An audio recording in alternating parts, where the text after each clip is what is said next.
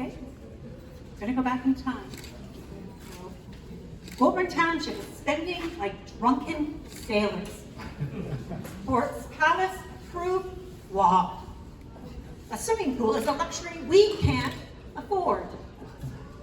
These were some of the headlines in the fall of 1999. The years 1997 to 2000 were challenging yet exciting for Goulbourn Township and Council.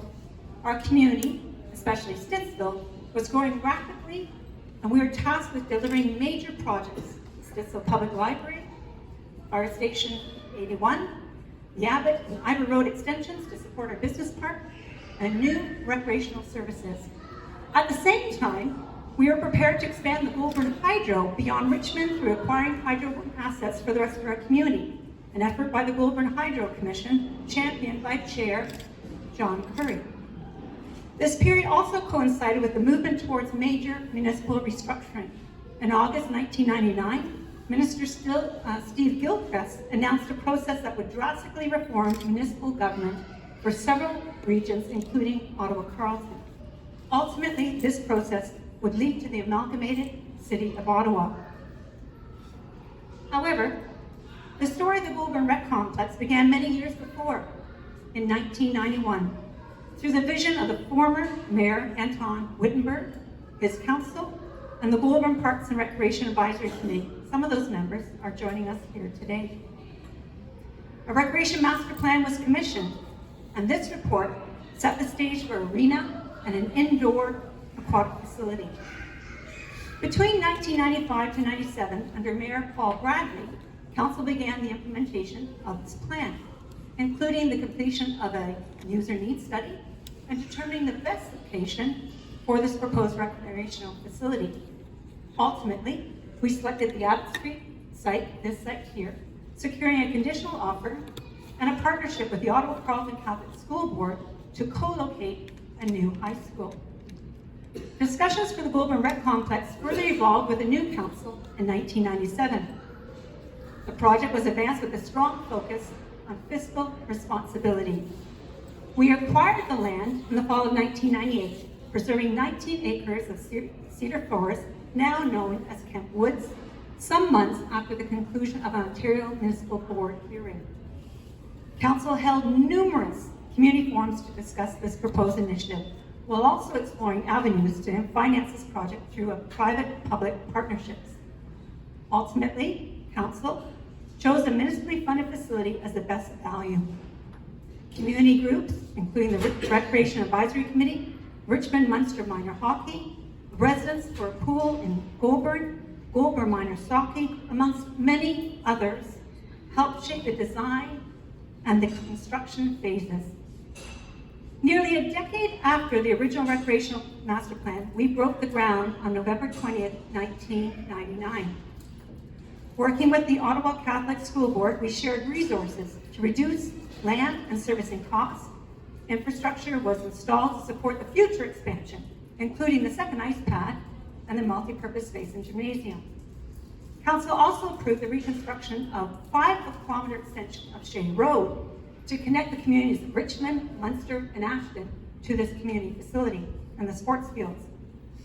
We also gratefully accept, and Jeff Cavanaugh is here today on behalf of his dad and his family, an in-kind donation from Thomas Cavanaugh Construction Limited and their employees for the construction of a parking lot to serve our sports fields. And there's a lovely, beautiful rock that's out there with that engraved. Just over a year later, we celebrated the opening of Phase 1 of the Goulbourn Recreational Complex on this day 25 years ago. Phase 2, the multi-purpose space, the gymnasium, and the second ice pad, was later built by the City of Ottawa under Councillor Shad Quadre and Mayor Jim Watson. Over time, our 2 ice pads and our gymnasium were dedicated to local sports heroes, and some of them were touched upon by Councillor Gower. We had Matt Bradley in recognition of his excellence in hockey in 2013, Erica Weeb, as already mentioned by Councillor Gower, for the gymnasium after her 2016 Olympic gold for wrestling, Katie Zhu and Jack Fan, ambassadors for special needs community in the sport of figure skating in 2018. The plaques for these individuals can be viewed along with, as Councillor Gower mentioned, the revised Stittsville Sports Wall of Fame, which was resurrected in 2024 by a former colleague of mine, Ryan Bob Mills, who's here today, our former Parks and Recreation Director, and a dedicated selection committee. And these plaques honor Stittsville's greatest athletes, coaches, and officials. In the foyer, you can also check out the names of the many recipients of the Stittsville Volunteers Awards, which began again in 1990 under the leadership of Mayor Anton Wittenberg, with the Roger Griffiths Memorial Citizen of the Year, and was then expanded by future Goulbourn councils. These awards continued under the leadership of former Councillor Quadrick, and now we appreciate that leadership with Councillor Gower.